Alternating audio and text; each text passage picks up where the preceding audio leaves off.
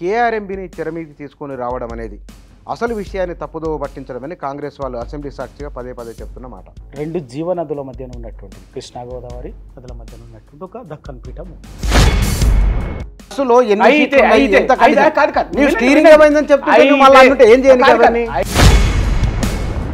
దాన్ని మరమ్మతులు చేయగలిగేటటువంటిదే.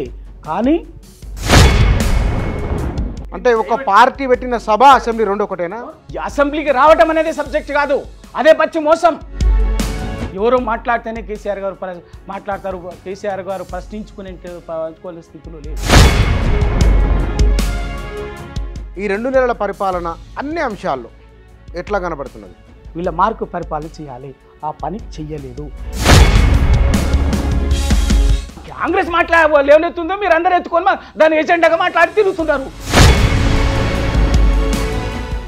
ఆ రోజు నిజంగానే కాంగ్రెస్ పార్టీ హైదరాబాద్ ఉమ్మడి రాజధానిను యూటీఓ చేయాలంటే కనుక మనం చేయగలిగింది ఏం లేదు. పాసింగ్ నిర్ణయాలు చేయకండి, మీరు పాసింగ్ తీర్పులు ఇవ్వకండి. నమస్తే. వారం రోజుల నుంచి తెలంగాణ రాజకీయాలలో గోదావరి, కృష్ణ ఈ 2 నదులకు సంబంధించిన అంశాలు చర్చలో ఉన్నాయి. ఒకటి, కృష్ణా యాజమాన్య బోర్డుకు తెలంగాణలో ఉన్న ప్రాజెక్టులను అప్పగించడం ఒక అంశం. రెండోది, మేడిగడ్డ కుంగింది. ఈ 2 అంశాలపైన ఎవరి ఆర్గ్యుమెంట్లు వాళ్ళకు ఉన్నాయి. ఇందులో ఏది నిజం, ఎవరి ఆర్గ్యుమెంటులో వాస్తవం ఉన్నది, ఎవరిని ఎట్లా అర్థం చేసుకోవాలి, వీటి గురించి మాట్లాడదాం. బీఆర్ఎస్ నాయకులు పల్లె రవి గారు మన దగ్గర ఉన్నారు, వారితో మాట్లాడదాం. అన్నగారు నమస్కారం. నమస్కారం బుచ్చన్న గారు. కాళేశ్వరం కుంగిపోయిందని ఒక వైపున చర్చ జరుగుతున్నప్పుడు కేఆర్ఎంబీని తెరమీదికి తీసుకొని రావడం అనేది అసలు విషయాన్ని తప్పుదోవ పట్టించడమని కాంగ్రెస్ వాళ్ళు అసెంబ్లీ సాక్షిగా పదే పదే చెప్తున్న మాట. కేఆర్ఎంబీ కాళేశ్వరం అన్నది ఇవాళ మొత్తం తెలంగాణ పోరాటమే సాగునీటికి సంబంధించినటువంటిది. అందులో ముఖ్యంగా అసలు తెలంగాణ అంటేనే 2 జీవనదుల మధ్యన ఉన్నటువంటిది కృష్ణా గోదావరి, కృష్ణ అండ్ గోదావరి నదుల మధ్యన ఉన్నటువంటి ఒక దక్కన్ పీఠం, దాన్ని సంబంధించినటువంటిది. ఈ 70 సంవత్సరాలుగా కృష్ణా జలాల్లో కానీ గోదావరి జలాల్లో కానీ తెలంగాణకు జరిగినటువంటి అన్యాయం కారణంగానే మిగతా నిధులు నియామకాలు మిగతా అన్నీ ఒక అంశమైనప్పటికీ ప్రధానంగా ఎందుకు అంటే ప్రత్యక్షంగా కనిపించినటువంటిది ఏంటంటే సాగునీటి ప్రాజెక్టులకు సంబంధించినటువంటి సమస్య. దాంతో ప్రజల నిత్య జీవితము, రైతాంగము అన్ని రకాల దాని కారణంగానే పర్యవసనంగానే తెలంగాణ కరువు కాటకాలతోటి, తీవ్ర దుర్భిక్షంతో, ఫ్లోరైడ్ సమస్యతోటి, వలసల సమస్యతోటి ఒక 70 సంవత్సరాలుగా అల్లాడిపోయింది. అది నిజం. దానికోసం పోరాడినటువంటి తెలంగాణ కోసం అందరం కొట్లాడినాం. వచ్చినాక ఈ కృష్ణా నదికి దీనికి సంబంధించి కేసీఆర్ గారు ఆ రోజు ఉద్యమ నాయకుడిగా దీనికి సంబంధించినటువంటి తెలంగాణ సాగునీటి సమస్యలు, దీనికి జరిగినటువంటి అన్యాయం కానీ, వివక్ష కానీ, ఉమ్మడి రాష్ట్రం జరిగినటువంటి మొత్తం కుట్రపూరితంగా జరిగినటువంటి దాన్ని బాగా లోతుగా అర్థం చేసుకున్నటువంటి వాడు కేసీఆర్ గారు. వాళ్ళ సమకాలీన రాజకీయాల్లో ఆ సంబంధించినటువంటి సాగునీటి రంగ నిపుణులు లేకపోతే విద్యావంతులైనటువంటి వాళ్లకు, మేధావులైనటువంటి వాళ్ళు దాని గురించి సాధికారికంగా మాట్లాడటం వేరు. కానీ ఒక రాజకీయ నాయకుడిగా దానికి సంబంధించి సాధికారికంగా మాట్లాడటం అనేది మామూలు విషయం కాదు. సాధికారికంగా మాట్లాడడం వేరు. కాళేశ్వరం 10 సంవత్సరాల పాటు జరిగిన రీఇంజనీరింగు, రీడిజైను అది తెలంగాణకు కష్టంగా మారింది.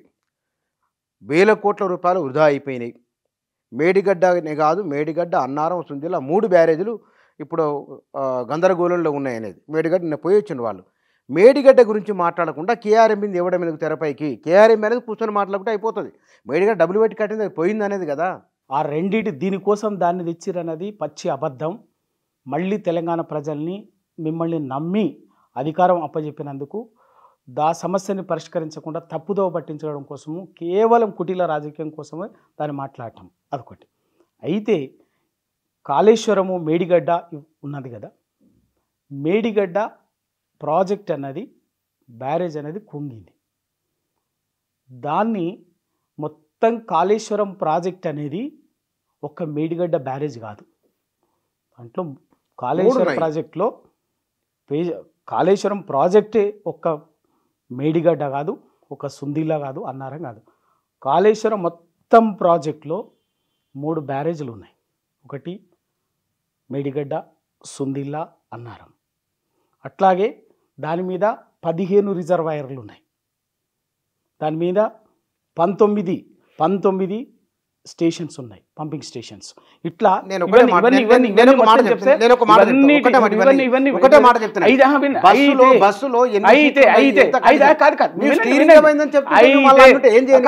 అయితే ఇక్కడ ఏం చేస్తున్నారంటే టెక్నికల్గా కారణాలు ఏమైనా అయి ఉండొచ్చు. ఆ మేడిగడ్డ బ్యారేజ్లో కుంగినటువంటి దాన్ని చూపించి మొత్తం కాళేశ్వరమే లక్ష్యంతో కట్టినటువంటి కాళేశ్వరమే మొత్తం సముద్రం పాలైపోయింది, అది అయిపోయింది అన్నట్టుగా మాట్లాడుతున్నాం. దాంట్లో ఈ బ్రిడ్జులు 3 ఒక బ్రిడ్జులు 3 మాత్రమే. దాదాపు 1500 కిలోమీటర్ల కెనాల్స్ ఉన్నాయి, 400 కిలోమీటర్ల టన్నల్స్ ఉన్నాయి. తర్వాత అట్లా మొత్తంగా 140 టీఎంసీల స్టోరేజ్ సామర్థ్యం ఉన్నటువంటి ఉంది. 200 చిల్లర టీఎంసీలని దానికి ఉపయోగ వినియోగానికి సంబంధించినటువంటి అన్నిటి సమాహారమే కాళేశ్వరం ప్రాజెక్ట్ ఉంటుంది. అట్లా అనుకుంటే భారీ ప్రాజెక్టు కట్టినప్పుడల్లా రకరకాల 100 సంవత్సరాల కాలంలో నిర్మించిన బ్యారేజీలు వాటికి కూడా సమస్యలు వచ్చినాయి. ఇవాళ మనకు కనిపిస్తున్నాయి. ఇవాళ అదే కడెం ప్రాజెక్టులో ప్రాజెక్టు నీళ్లు పైకి వెళ్ళిపోయినా సరే నిలబడగలిగింది.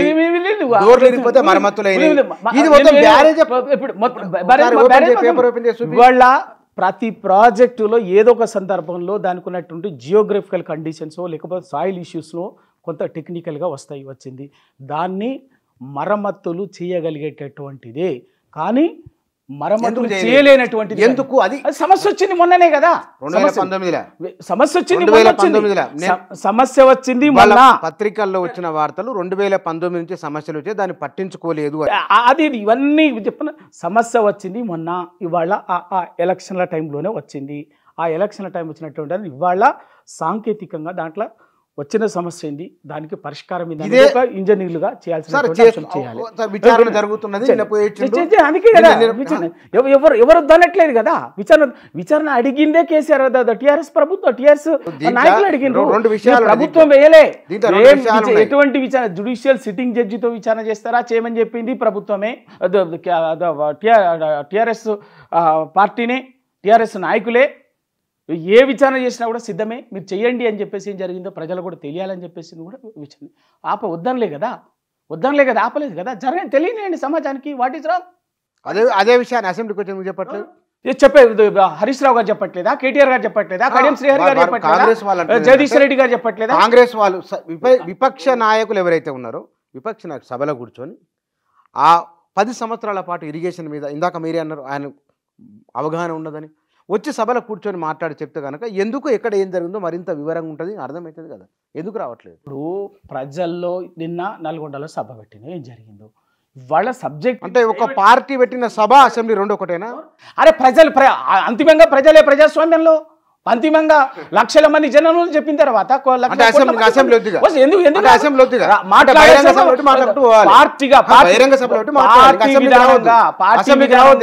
పార్టీ విధానంగా మాట్లాడాల్సినటువంటి వాళ్ళు మాట్లాడుతూనే ఉన్నారు. డైవర్ట్ రావడం లేదు. అసెంబ్లీకి రావడం అనేది సబ్జెక్ట్ కాదు. అదే పచ్చి మోసం, అదే మోసం. ఎందుకు తప్పుడు మాట్లాడుతున్నారు? ఇవాళ మీరు కృష్ణా ప్రాజెక్టులని సంబంధించినటువంటిది కాంగ్రెస్ 70 సంవత్సరాలుగా చేసినటువంటి మోసం ఏంటంటే తెలంగాణకి. ఇవాళ కాంగ్రెస్ పార్టీ, ఇదే కాంగ్రెస్ పార్టీ 60 ఏళ్ళు అధికారం వెలగబెట్టింది కదా. ఈ 60 ఏళ్లలో తెలంగాణకు ఎత్తిపోతల కర్మ పట్టించినటువంటి వాడు ఎవడు? నేను అడుగుతున్నాను, చెప్పండి, మీరు చెప్పండి ఫస్ట్. బీయింగ్ ఎ జర్నలిస్ట్ గా యు ఆన్సర్ మై క్వశ్చన్.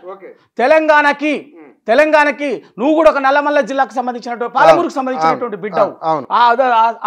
ఆ ప్రాంతం పట్ల సమస్యల పట్ల నీకు కూడా ఇంత ప్రేమ ఉన్నటువంటి వాడు. వలసలు కష్టాన్ని దుర్భిక్షాన్ని అనుభవించినటువంటి వాడివి. You answer my question. అదే అప్పర్ కృష్ణ బిఫోర్ ఉమ్మడి ఆంధ్రప్రదేశ్ కంటే ముందు అప్పర్ కృష్ణ ఇవాల్టి జూరాలకు ఆల్మట్టికి మధ్యన కట్టాల్సినటువంటి ప్రాజెక్టు, 54 టీఎంసీలతో కట్టాల్సినటువంటి ప్రాజెక్టు. వినండి నేను చెప్పేది, చరిత్ర ఎక్కడ పోదు. చరిత్ర కూడా ఈ కాలానికి వాస్తవాలు తెలియకుండా కేవలం ఉన్నటువంటి పై మాట్లాడటం వల్ల వాస్తవాలు సమాజానికి తెలియదు.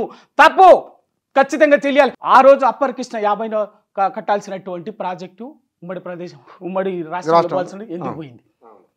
2 అదే భీమా దగ్గర కట్టాల్సిన 100 టీఎంసీలతో కట్టాల్సినటువంటిది ఎక్కడికి పోయింది? 3 తుంగభద్ర హై లెవెల్ కెనాల్ 20 టీఎంసీలతోటి, ఈ 3 174 టీఎంసీలతోటి కేవలం వరద కాలువలుగా కట్టాల్సినటువంటి ప్రతిపాదించినటువంటి వరద ప్రవాహంగా ఎక్కడి నుంచి జూరాల నుంచి పైగా తెలంగాణలో కృష్ణానది ఎంటర్ అయినటువంటి అక్కడి నుంచి ఈ అచ్చంపేట వరకు చారుకొండ వరకు వరద ప్రవాహంగా వచ్చేటటువంటి నీళ్ళ ప్రాజెక్టులు ప్రతిపాదించినటువంటి ప్రాజెక్టులు. అదేవిధంగా నల్లగొండ జిల్లాకు అదే ఏలేశ్వరం దగ్గర కట్టాల్సినటువంటి నందికొండ ప్రాజెక్టుని ఉమ్మడి ఆంధ్రప్రదేశ్లో కట్టంగానే నందికొండ పోయి నాగార్జున సాగర్ అయింది. అదే ఈ 3 పోయి శ్రీశైలం అయింది. దానివల్ల ఈ 2 జిల్లాల్లో వినండి, ఈ 2 జిల్లాలో నష్టం జరిగిందని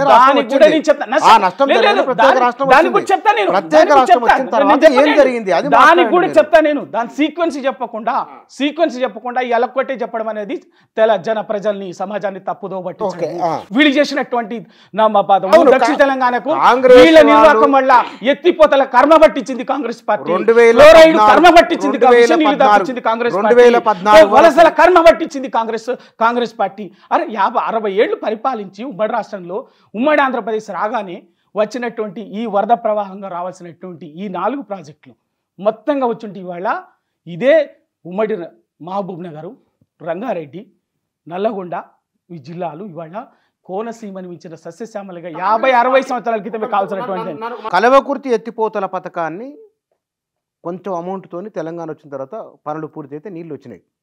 ఆ నీళ్లు మిషన్ కాకతీయ వచ్చిన నీళ్లు ఆ 2 తప్ప మిగతా పెద్దగా కొత్తగా కట్టిన ప్రాజెక్టులు కానీ వచ్చిన నీళ్లు కానీ లేవు కృష్ణా పైన. ఒకటి. రెండోది వాళ్ళ జరుగుతున్న చర్చ, కాళేశ్వరం అది కుంగిపోయింది, మేడిగడ్డ అన్నారం కూడా ఇబ్బందుల్లో ఉంది. ఆయన చర్చ జరుగుతున్నప్పుడు దానికి సమాధానం ఇవ్వాలి. ఒకటి అసెంబ్లీలో మాటలు కాంగ్రెస్ వాళ్ళు చెప్తున్నారు. రెండోది కేఆర్ఎంబీకి తాము ఇవ్వలేదని ఇచ్చే ప్రసక్తిలో అసెంబ్లీ తీర్మానం కూడా చేసిండ్రు. తీర్మానం కూడా అయిపోయింది. అది బీఆర్ఎస్ ఒత్తిడి వల్ల బీఆర్ఎస్ ఒత్తిడి వల్ల అయిందా తీర్మానం అయితే అయింది. ఇప్పుడు విపక్ష నేత అసెంబ్లీకి వెళ్ళి సమాధానం చెప్పాలన్నా లేదా మాట్లాడాలన్నా అది చెప్పండి ఫస్ట్ నాకు. ఇక్కడ అసెంబ్లీలో పార్టీకి సంబంధించినటువంటి అభిప్రాయంగా పార్టీగా కొట్లాడటం అనేది ప్రతిపక్ష పాత్ర అనేది ఉంటుంది. నిర్మాణాత్మకమైనటువంటి ప్రతిపక్ష 100% పోరాటాలు కానీ ప్రజల కోసం మాట్లాడటంలో కానీ కేసీఆర్ గారికి ఎవరితో చెప్పించుకోవాల్సినటువంటి స్థితిలో కేసీఆర్ గారు లేరు. ఎవరో మాట్లాడితేనే కేసీఆర్ గారు మాట్లాడతారు, కేసీఆర్ గారు ప్రశ్నించుకోవాల్సిన స్థితిలో లేరు. అరే తెలంగాణ కోసం జరుగుతున్నటువంటి అన్యాయంలో ఆ రోజు నుంచి ఈ రోజు వరకు 24 సంవత్సరాలుగా మాట్లాడినటువంటి వాడు, కొట్లాడినటువంటి వాడు, జరుగుతున్నటువంటి అన్యాయాన్ని నీటి పంపకాల్లో సమాజానికి విడమర్చి ఒక యావత్ దేశానికి విడమర్చి చెప్పినటువంటి వాడు, ఒప్పించినటువంటి వాడు, కొట్లాడి ఒప్పించినటువంటి వాడు కేసీఆర్ గారు. ఇవాళ ఆ రోజు నేను మాట్లాడను, ఎందుకంటే మళ్ళీ రాజకీయాల కోసం ఏదో విమర్శ చేసినాడు. ఆ రోజు ఎవరు ఏం పనులు చేసిందో కూడా తెలుసు,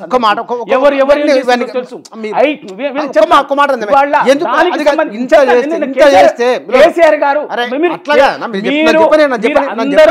అందరూ కూడా ఏంటంటే అసెంబ్లీకి రావాలి అనేదే కదా మాట్లాడేది.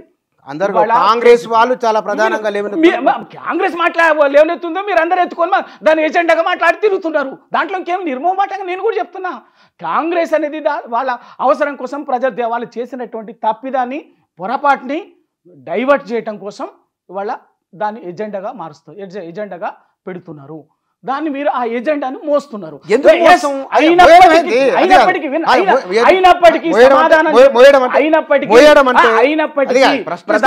నేను చెప్తున్నా ప్రతిపక్ష పాత్రగా సమాధానం చెప్పాల్సినటువంటి బాధ్యత కూడా మాకుంది. లేదు సమాధానం అందుకే నేను చెప్తున్నా కదా, ఆ ప్రశ్నిస్తున్న అక్కడ దానికి కూడా సమాధానం చెప్పాల్సినటువంటి బాధ్యత ప్రధాన ప్రతిపక్షంగా ఉంది. తప్పనిసరిగా చెప్తాం. ఎప్పుడు ఇవాళ కేసీఆర్ గారు జరిగినటువంటి ప్రమాదవశాత్తు జరిగినటువంటి దాన్ని కనీసం విజ్ఞత లేదా అంటే ఒక తెలంగాణ కోసం ఎవరైనా కానీ మనం రాజకీయంగా విభేదించేటటువంటి వాళ్ళ పట్ల కూడా ఏదైనా జరగకూడదు. ఒక వ్యక్తిగత సంఘటన జరిగినప్పుడు ఒక మానవీయంగా కొన్ని పాటిస్తాం, కొన్ని విలువలు వాటినే కదా మనం అనేది పాటిస్తాం. నాగరిక సమాజంలో ఉన్నటువంటి వాళ్ళం, ఆధునిక సమాజంలో ఉన్నటువంటి వాళ్ళం పాటిస్తాం. ఇవాళ ఆయన కొంత ఉన్నది దాన్ని ఆయన ఇంకా అది జరగకముందే ఇవన్నీ కూడా రాకముందే అసెంబ్లీకి రావాలి అని చెప్పేసి దాన్ని అంశంగా మాట్లాడము, తప్పుగా చిత్రీకరించడము, ఇంకోటి అడ్డగోలిగా మాట్లాడడం అనేటువంటిది ఎటువంటి భాష వాడుతున్నారు తెలుసు. ఎటువంటి భాష మాట్లాడారు? సవటలు దద్దమలు నిన్న కూడా సార్ అన్నాడు. నిన్న అంటారు మాటకు మాట అంటే ఒక్కటి కాదు, ఒక్క మాట అంటే 100 మాటలు అంటాం బరాబర్గా అంటాం, భయపడేదేం లేదు. ఒక్క మాట అంటే 100 మాటలు అంటాం. తెలంగాణ కొట్లాడి తెచ్చినటువంటి వాళ్ళం, ప్రాణంతో సమానంగా నిలబడి పనిచేసినటువంటి వాళ్ళం, తెలంగాణ వ్యతిరేకులకు తొత్తులుగా పనిచేసినటువంటి వాళ్ళం, తెలంగాణ వ్యతిరేకులకు బ్రోకర్లుగా డాఫర్లుగా పనిచేసినటువంటి వాళ్ళం కాదు. మాకు కూడా మాట్లాడడం వచ్చు. మనసు పెట్టి ధైర్యంగా నిలబడి కొట్లాడినటువంటి వాళ్ళం. ఆ రోజు హారతి పల్లెలు పడుతుంటే కూడా దానికి ఎదురుగా నిలబడి తెలంగాణకు జరిగినటువంటి అన్యాయం కోసం మాట్లాడినటువంటి వాళ్ళం, ఎలుగెత్తి చాటినటువంటి వాళ్ళం. మా మీదనే మీరు ఇవాళేదో అవకాశం వచ్చిందన్నమాట. అయితే కేసీఆర్ గారు ఇవాళ సందర్భం వచ్చింది. కేఆర్ఎంకి సంబంధించి ప్రాజెక్టులకు సంబంధించి 9.5 సంవత్సరాలు అప్పగించకుండా ఆ రోజు నుంచే విభజన చట్టంలో పెట్టింది కాంగ్రెస్ పార్టీ.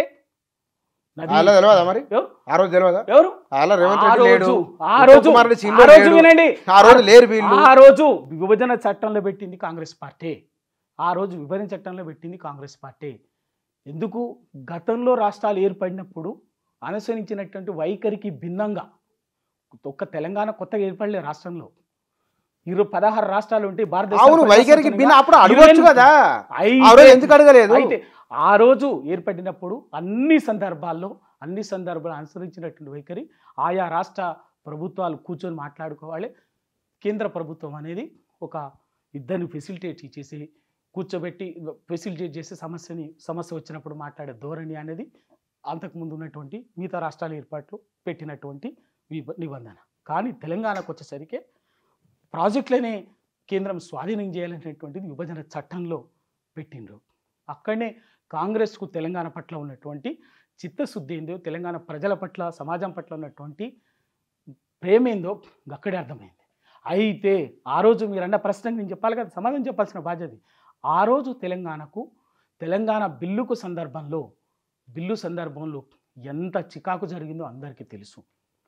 ఒక స్టేజ్లో ఇదే కాంగ్రెస్ పార్టీలు చెప్పేది వినండి. సమాజానికి తెలియాలి. ఎందుకంటే ఆ రోజు ఇవాళ తెలంగాణ ఎటువంటి పరిస్థితుల్లో ఏ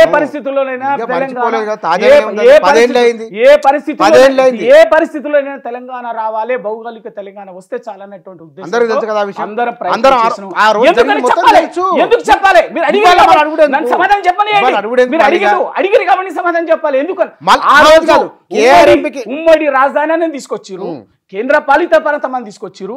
హైదరాబాదు ఉమ్మడి రాజధాని శాశ్వతంగా ఉండాలి కానప్పుడు కేంద్ర పాలిత ప్రాంతం అని ఇటువంటి అన్ని కూడా తెలంగాణ ప్రయోజనాలకు భిన్నంగా ఇదే కాంగ్రెస్లో ఉన్నటువంటి కొందరు పెద్ద మనుషులు ఆ రోజు తీసుకొచ్చినటువంటి ప్రతిపాదన. రాయల తెలంగాణ అని వచ్చింది, ఉమ్మడి రాజధాని అని వచ్చింది, కేంద్ర పాలిత ప్రాంతం ఇవన్నీ ఊరికే కాకుండా పోలే. ఆ రోజు అందరం అడ్డుకున్నాం, ఎదిరించినాం కాబట్టి వచ్చింది. ఆ ప్రయత్నాలన్నిటిని కూడా ఆ సందర్భంలో ఇటువంటి చిన్న విషయాలని ఆ రోజు కాంగ్రెస్ పార్టీ హైదరాబాద్ ఉమ్మడి రాజధానిను యూటీఓ చేయాలంటే కనుక మనం చేయగలిగింది ఏం లేదు. పాసింగ్ నిర్ణయాలు చేయకండి, మీరు పాసింగ్ తీర్పులు ఇవ్వండి. ఇచ్చుంటే ఆ రోజు రాయల తెలంగాణ ప్రతిపాదన తెచ్చారు కదా. తెలంగాణ రాష్ట్ర సాధనలో కేసీఆర్ పాత్ర ఎవరు కాదనలేంది, ఆ చరిత్ర అది కళ్ళ ముందు ఉంది. ఒక రాజకీయ పార్టీ లేకుంటే తెలంగాణ సాధ్యమయ్యేది కాదు. ఒక నిర్మాణం ఆయన ఉన్నది కాబట్టి కేసీఆర్ లేకుండా తెలంగాణ ఎవరు అనట్లేదు, ఇక్కడ ఎవరు అనరు కూడా. అంటే తప్పు, దాన్ని మించిన బ్లైండ్నెస్ ఇంకోటి ఉండదు. అందులో ఎలాంటి సందేహం లేదు. కేసీఆర్ ఇస్ ద కీ పాత్ర, ఆయన ప్రధాన ఫ్రంట్ వారియర్ ఆయన, అందులో డౌటే లేదు. కానీ 10 ఏళ్ల కాలంలో జరిగిన పరిణామాలు నిజంగానే అంత బాగున్నప్పుడు మూడోసారి కేసీఆర్ ఓడిపోవడం ఏమిటి అని తెలంగాణ సమాజం అన్నది. అట్లా అనుకున్న వాళ్ళే వాడు ఓడగొట్టిన. ఎందుకు? ఇది రివ్యూ జరిగిందా? ఫస్ట్ ఇది చెప్పినాక దీంట్లో కోదాం. ఇంత మాట్లాడుతున్నారు కదా మీరు. కేసీఆర్ ఓడిపోవడం ఏమిటి ప్రశ్న? 10 సంవత్సరాలు పరిపాలనలో ఉన్న తర్వాత కొంత అసంతృప్తులు ఉంటాయి, కొన్ని రకరకాల ఇష్యూస్లో రకరకాల ఇరిటేషన్స్ ఉంటాయి, వాస్తవం. దాంట్లో మా లోపాలు కూడా ఉంటాయి, ఉండవని చెప్పేసి అంటలేను. తప్పిదాలు కాదు, తప్పిదాలు వేరు, లోపాలు వేరు. లోపాలు ఉంటాయి, పొరపాట్లు జరుగుతాయి.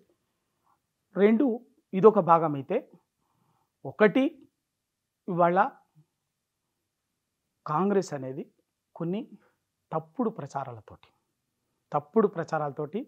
గోబెల్స్ ప్రచారంతో పదే అబద్ధాన్ని చెప్పడమే చెప్పింది. ఎందుకంటే కొంత ప్రజలు ఉన్నటువంటి చిన్న చిన్న ఇరిటేషన్స్ని ఆసరగా తీసుకొని చేసినటువంటి దాన్ని దాచిపెట్టి అబద్ధాన్ని, తప్పుడు ప్రచారాన్ని చేసింది. ఒకటే ఉదాహరణ చెప్తా, ఇంకా మళ్ళీ దాన్ని మీరు ఇంకా లోతులకు పోతే అదొక సబ్జెక్ట్ అవుతుంది. ఎందుకు అంటే అందరూ మాట్లాడటం ఏంటంటే ఒక్క ఉద్యోగాన్ని భర్తీ చేయలేదు, ఒక్క ఉద్యోగం ఇవ్వలేదు. అందుకే నేను చెప్పిన అదొకటి. ఎందుకంటే ప్రతి చోట అదే మాటలు, ఒక్క ఉద్యోగం లేదు, ఒక్క ఉద్యోగం లేదు. 1,62,000 ఉద్యోగాలు కంప్లీట్ అయినాయి, భర్తీ చేసినాయి. వాళ్ళు చాలా మందికి ప్రమోషన్లు కూడా వచ్చినాయి. 1,62,000 మంది, మొత్తంగా 2,32,000 మంది ఉద్యోగ నియామకాలకు సంబంధించినటువంటి ఫైనాన్స్. నేను కూడా 25 సంవత్సరాలు జర్నలిస్ట్గా పనిచేసినటువంటి వాడిని. మీరు కూడా ఇంకా యాక్టివ్ జర్నలిజంలో ఉన్నటువంటి, నేను ప్యాసివ్ జర్నలిజంలో ఉండొచ్చు, ఇప్పుడు మీరు యాక్టివ్ జర్నలిజంలో ఉన్నారు. ఉద్యోగ నియామకాలకు సంబంధించి ఫైనాన్స్ క్లియరెన్స్, జీఏడీ క్లియరెన్స్ ఉంటుంది, ఇచ్చింది. దాంట్లో 2,03,000 మందికి భర్తీకి ఇప్పటికే నోటిఫికేషన్స్ ఇచ్చింది. అందులో 1,61,000 చిల్లర పూర్తి అయింది. ఇంకా పైప్ లైన్ ఉన్నాయి. ఎంత అంటే ఇంకా పూర్తి కాకుండా ప్రాసెస్, ఎగ్జామ్స్ పెట్టి రిజల్ట్స్ మీది సర్టిఫికేట్ వెరిఫికేషన్స్ వేరే ఉంటాయి. 40,000 చిల్లర ఉన్నాయి. ఇంకొకటి నోటిఫికేషన్స్ వేయాల్సినటువంటి, పర్మిషన్స్ ఇచ్చి అంతా జరిగి నోటిఫికేషన్స్ వేయాల్సినటువంటి టెక్నికల్ ఏరియా తోటి ఇంకొక 30,000 దాకా ఉంటాయి. అది వాస్తవం. మొన్న 7,000 నర్సులు చేసినాయి. రేపు రేవంత్ రెడ్డి గారు ఇవ్వబోయే 15,000 కానిస్టేబుల్, మిగతా నియామకాలు వేరియస్ అంటే లా అండ్ ఆర్డర్, మిగతా అన్ని రకరకాల వింగ్స్ ఉంటాయి కదా, 15,000 కాంట్రాక్ట్ అన్నీ కూడా రిక్రూట్మెంట్ అంతా కూడా అంతకుముందు చేసినాయి. బీఆర్ఎస్ ఉద్యోగాల భర్తీ చేయలే అనట్లేదు. ప్రాబ్లం ఎక్కడొచ్చిందంటే ప్రజలు ఏం ఆలోచన చేస్తున్నారో, ప్రజల మనోభావాలు ఏమిటో, ప్రజల మనోభావాలకు దూరం జరిగింది బీఆర్ఎస్. దగ్గరకు వచ్చే ప్రయత్నం చేసింది కాంగ్రెస్. ప్రయత్నమే, ఏం దగ్గరికి ఏం రాలేదు, పట్టుకోలే, ప్రయత్నం చేసింది. ఆ ప్రయత్నాన్ని ప్రజలు ఓన్ చేసుకున్నారు. ఇది ఫ్యాక్ట్. ఇప్పటికైనా సరే నిజంగానే సోషల్ మీడియాలో కామెంట్లు నేను చూసిన, ఇది నాది కాదు, సోషల్ మీడియా కామెంట్ చూసిన నేను. పాలిచ్చే బర్రెను వద్దని దున్నపోతుని తెచ్చుకున్నానండి. ప్రజలను ఇట్లా మాట్లాడడం ఏమిటి అని ప్రశ్న వచ్చింది. దీనికి సమాధానం ఏమని చెప్తారు? ఇప్పుడు మీరు కేవలము ఆ వర్డుని మాట్లాడుతున్నారు, ఏ సీక్వెన్స్లో మాట్లాడింది అన్నటువంటి. దానికంటే ముందు కేసీఆర్ గారు ఒక మాట చెప్పాను. దేనికి చెప్పిండు, ఏ కాంటెక్స్ట్లో చెప్పిండు ఆ మాట అనేది ఇంపార్టెంట్. కాంటెక్స్ట్ మిస్ చేస్తుండ్రు. చెప్తాను మీరు జర్నలిస్ట్గా కూడా నిన్న మాట్లాడినటువంటి దాన్ని మళ్ళీ ఒకసారి యూ వెరిఫై. ఏం మాట్లాడిండు? రైతు బంధు ఇస్తే ఇవ్వండి, ఇవ్వలేకపోతే ఇవ్వకండి. కానీ రైతు బంధు ఇవ్వలేదని అడిగేటటువంటి వాడిని చెప్పుతో కొడతామని చెప్పేసి మాట్లాడటము, అన్నం పెట్టే రైతును. ఇంత అన్యాయమా, ఇంత దుర్మార్గమా, ఇంత అహంకారమా? మీకే కాదు చెప్పులు, రైతులకి ఇంకా గట్టిగా ఉన్నాయి చెప్పులు ఉన్నాయి, ప్రతి రైతుకు చెప్పులు ఉంటాయి అని చెప్పి చెప్తూ ఆ వెంటనే అన్నటువంటి మాట ఇది. చెక్ చేసుకోండి ఒకసారి. దాన్ని సీక్వెన్స్ని మిస్ చేసి కేవలం ఆ చివరి ముగింపు ఫ్రేజ్, మనం ఇంగ్లీష్లో ఫ్రేజ్ అంటాం, పదాల 2-3 పదాలకు దాన్ని మాట్లాడటం అనేది, చెప్పడం అనేది ఖచ్చితంగా బరాబర్గా. ఎందుకు అంటే ఇవాళ ప్రజలు కారణం ఏమైనా కూడా, ఇంకా కూడా కేసీఆర్ గారు ఇంకో కూడా మాట మార్చిండు, గొప్పగా చెప్పిండు. మా మీద మీకు ఎందుకు కోపం వచ్చిందో, మేమేమో అనిపించిందో, వాళ్ళ మాయ మాటలకు మోసపోయి ఈ పని చేసినందుకు వాళ్ళ మీరు ఈ పరిస్థితి వచ్చింది అని చెప్పేసి చెప్పటంలో ఉద్దేశంగా ఆ వర్డ్ వాడింది. కానీ మీరు అంతగా ఖచ్చితంగా తెలంగాణలో సామెత అండి అది. తెలంగాణలో అదొక మాండలికలో ఉండేటటువంటి సామెత. తెలంగాణ మాండలికల్లో ఉండేటువంటి ఒక సామెత. ఎందుకు ఒక మంచిని వదులుకొని మనం నష్టం చేసేదాన్ని తెచ్చుకున్నాం అనేటువంటి సెన్స్లో, సందర్భంలో ఉపయోగించేటటువంటి సామెత అది అన్ని వర్గాలు అందరూ ఆమోదయోగ్యంగా వాడేటటువంటిది అది. దాన్ని అది అయితే ఇక్కడ ఎందుకు అంటే ఇవాళ 9.5 సంవత్సరాల కృష్ణానది జలాలకు సంబంధించినటువంటి సందర్భాన్ని పక్కకు పెట్టి మీరు ఇవాళ 9.5 ఏళ్ళు కానీ ఒకటే మాట ఇవాళ గవర్నమెంట్ అంటే 6 మంది మంత్రులు 6 రివ్యూలు జరుగుతున్నాయి. నిన్న ప్రెస్ మీట్ అవుతున్నప్పుడు రేవంత్ రెడ్డి చేతిలో మైక్ తీసుకొని ఉత్తమ్ కుమార్ రెడ్డి మాట్లాడిండు. క్వశ్చన్ వేసినప్పుడు మాట్లాడిండ్రు. 10 ఏళ్లలో మేము ఇది చూడలేదని చాలామంది కింద కామెంట్లు రాసిండ్రు. వాళ్ళు చూడకపోవచ్చు. తెలంగాణ 2014 జూన్ 2వ తారీఖు నుంచి 1 సంవత్సరం పాటు తెలంగాణ సెక్రటరియట్లో జాతర లెక్క జరిగింది. తెలంగాణ ఉద్యమకారులు సంవత్సరం పాటు నేను చెప్తాను కదా, జాతర లెక్క రోజు కొన్ని వేల మంది సెక్రటరియట్ కేసీఆర్ గారు కలిసేది, మంత్రుల్ని కలిసేది, ప్రతి ఒక్కరిని కలిసేది. ఆ తర్వాత వచ్చినటువంటి కరోనా కానీ మిగతా కానీ సందర్భంలో ఆ సెక్రటరియట్ ఉన్నది. కలవలేదా? ఇది హరీష్ రావు గారి ఇంటి దగ్గర ఈ రోజు వరకు కూడా, ఆ రోజు నుంచి ఈ రోజు వరకు కూడా రోజుకు కొన్ని వందల మంది కలుస్తారు. ఈటల రాజేందర్ గారు కూడా మంత్రిగా రోజు కొన్ని వందల మందిని కలిసేది. కొత్త సిస్టమ్ అండి. పార్లమెంట్ సెక్రటరీ ఇచ్చిరుతో మంత్రివర్గంలో 17 మంది కాకుండా పార్లమెంటు సెక్రటరీస్ ఇస్తే, పార్లమెంటరీ సెక్రటరీస్ అనే ఒక ఆ సహాయ మంత్రి హోదాలో 6గురికి ఇచ్చిండు. శ్రీనివాస్ గౌడ్, గ్యాదర్ కిషోర్ గారు, ఇంకా మిగతా పేర్లు వాళ్ళ దగ్గర కూడా జనాలు తండోపతండాలుగా కార్యకర్తలు వచ్చేసి రోజు వాళ్ళకి సంబంధించిన పనులు, మిగతా వినతి పత్రాలు ఇవన్నీ కూడా చేసినటువంటిది జరిగింది. అవన్నీ ఏది లేదు, వీళ్ళు ఏమో జరిగిపోయినట్టు ఇవాళ ప్రత్యేక పరిస్థితులు. రైట్, మొన్ననే కదా కొత్తగా అయింది కదా, చూద్దాం. ఇప్పుడెందుకు, ఇంకో 6 నెలల తర్వాత చూద్దాం. పార్లమెంట్ ఎలక్షన్ల తర్వాత చూద్దాం, ఏం జరుగుతుందో తర్వాత చూద్దాం. జర్నలిస్ట్గా ఈ 2 నెలల పరిపాలన అన్ని అంశాల్లో ఎట్లా కనబడుతున్నది?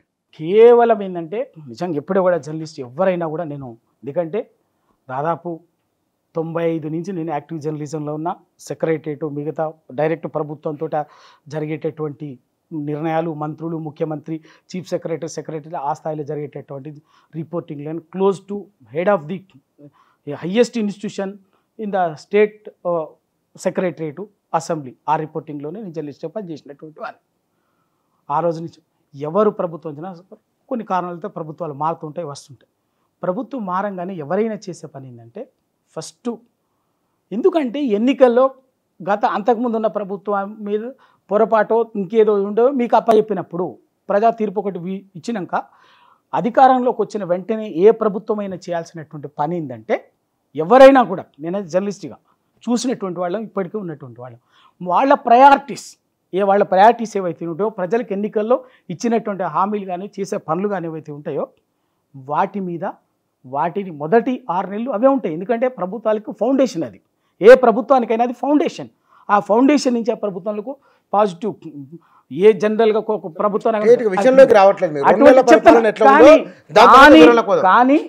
కానీ వీళ్ళు వచ్చిన వెంటనే చేసిన పని ఏంటంటే, అంతకుముందే ఎవరు అడగలేదంటే ఎవరు కూడా అన్నారు. వీళ్ళు చెప్పింది ఏంటి, అధికారంలోకి వచ్చిన ఎన్నికల ప్రచారంలో ప్రతి దగ్గర కూడా చెప్పినటువంటిది రేపు డేట్తో సహా చెప్పిండు. ప్రభుత్వం అధికారంలోకి వస్తున్నాం, డిసెంబర్ 7వ తారీఖు 9వ తారీఖు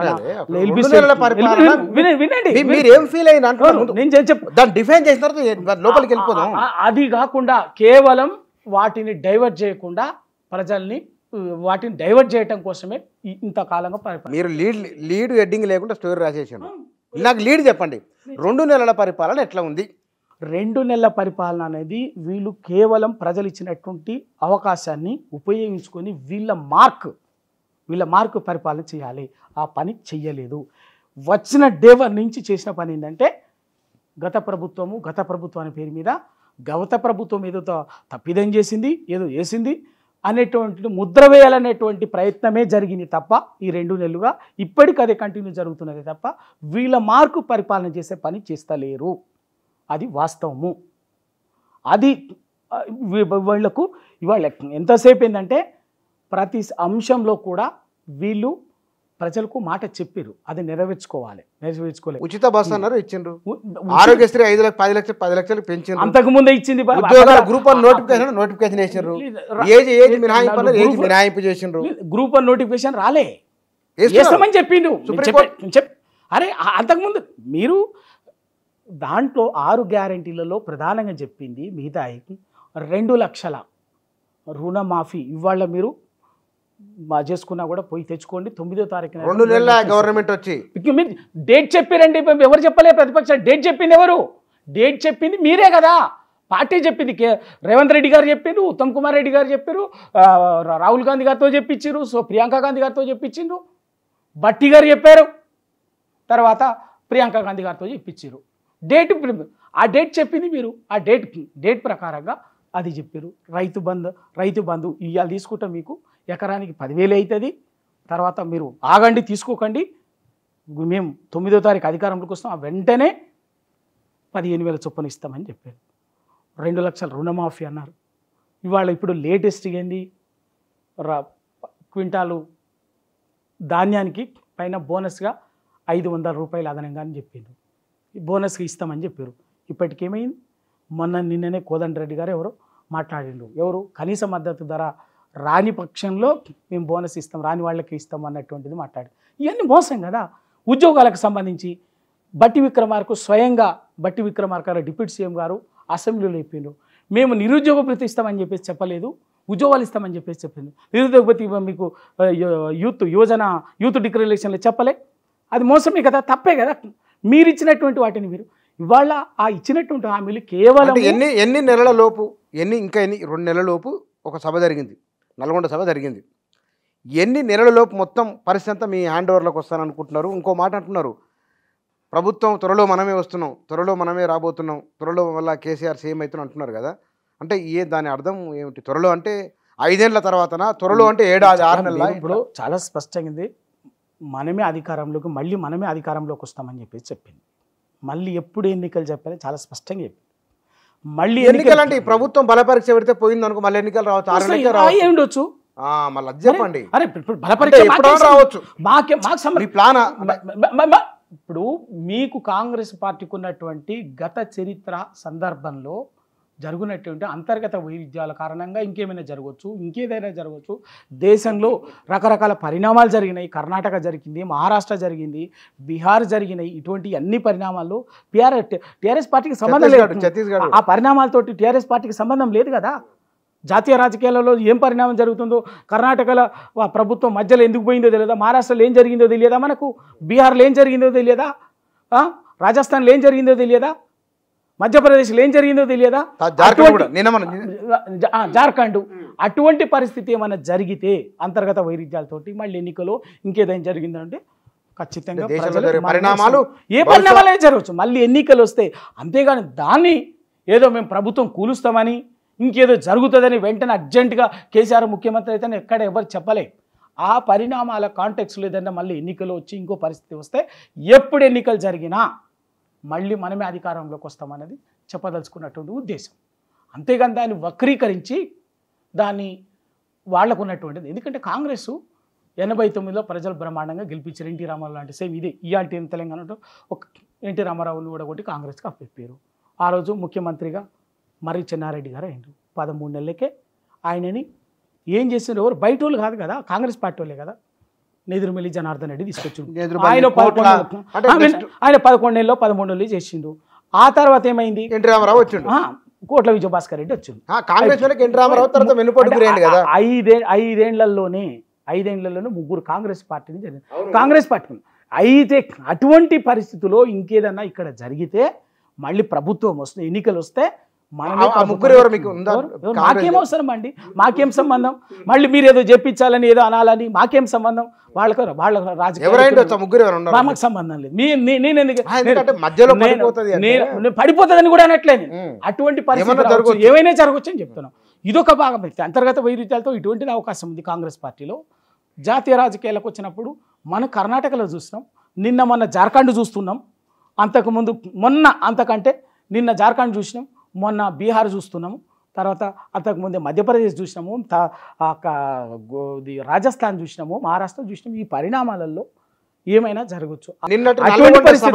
నల్లగొండ సభ ద్వారా తెలంగాణ ప్రజలకు చెప్పదలుచుకున్న కరెక్ట్ మెసేజ్ వెళ్ళింది అనుకుంటున్నారా? బరాబర్గా మా ఉద్దేశం ఏంటంటే, నీళ్ల కోసం జరుగుతున్నటువంటి వాటిని, జరుగుతున్నటువంటి అన్యాయాన్ని, జరుగుతున్నటువంటి వీళ్ళు తప్పిదాన్ని 9.5 సంవత్సరాలుగా అప్పజెప్పకుండా నిలువరించినటువంటి దాన్ని అధికారంలోకి వచ్చిన 50 రోజుల్లోనే అప్పజెప్పేందుకు అంగీకరించిండ్రు.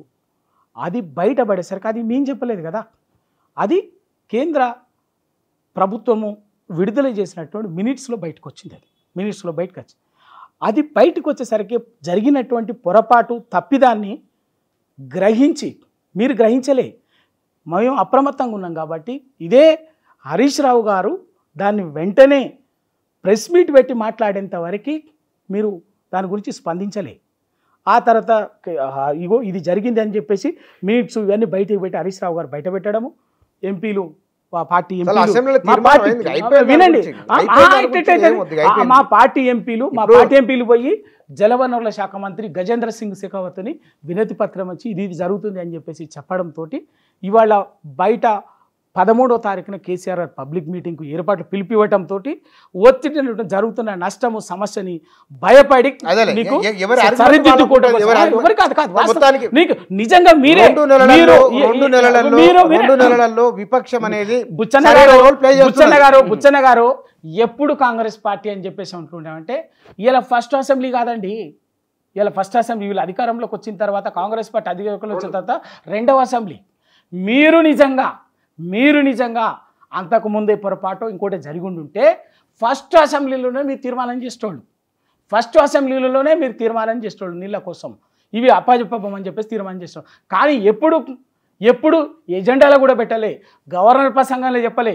ఇవాళ బడ్జెట్ మీటింగ్లలో ఆ రాష్ట్రానికి, ఆ స్టేట్కి బడ్జెట్ ప్రసంగం అనేది, గవర్నర్ ప్రసంగం అనేది అత్యంత కీలకమైంది.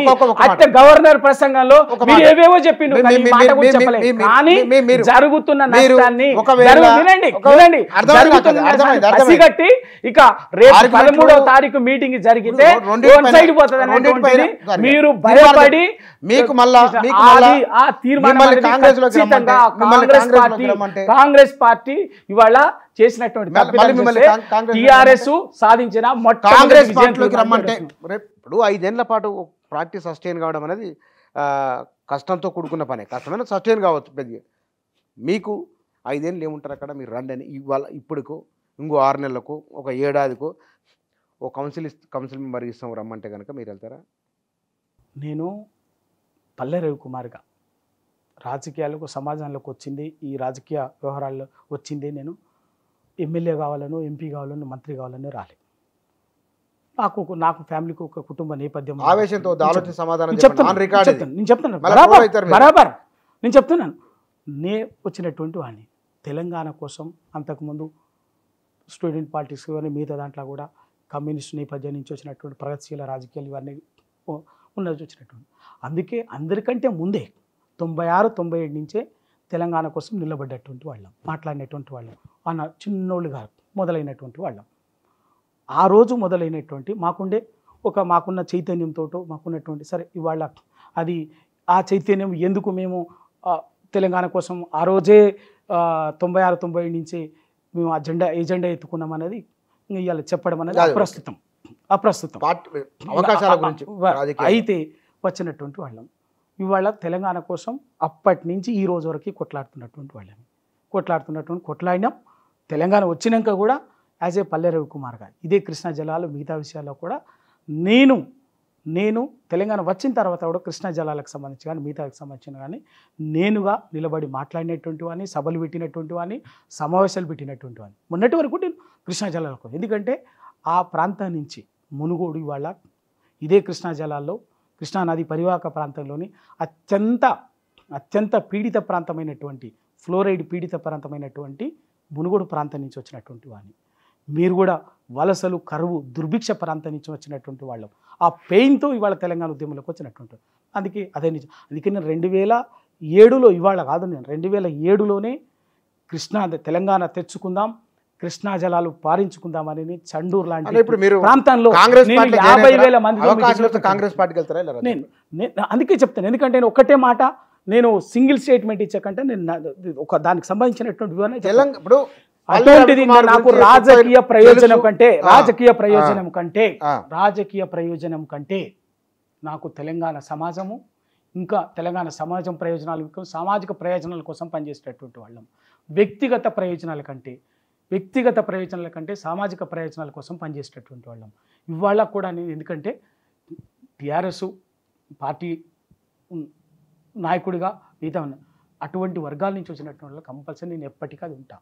రెండు, నేను అవకాశాల కోసం, అదే చెప్తాను, అవకాశాల కోసం అంత ఈజీగా నేను పార్టీలు మారాల్సినటువంటి అవసరము ఆలోచించేటటువంటివన్నీ కాదు. నేను కాదు. ఖచ్చితంగా సమాజం ఇవాళ ఒక నిర్మాణాత్మకంగా మళ్ళీ ఒకసారి బహిరంగంగా ప్రత్యక్షంగా కొట్లాడే పాత్ర నాకు వచ్చింది. దానికోసం నిలబడి కొట్లాడతాను. ప్రాంతం కోసం. రాజకీయంగా వారి నిర్ణయానికి సంబంధించింది. ఇవాళ విపక్షం స్థానంలో బీఆర్ఎస్ ఉన్నది. బీఆర్ఎస్ ఆలోచన, బీఆర్ఎస్ వెళుతున్న పద్ధతి, ప్రభుత్వము 2 నెలల పరిపాలన తీరు, వీటికి సంబంధించిన వారి అభిప్రాయాలు ఇవి. Thank you.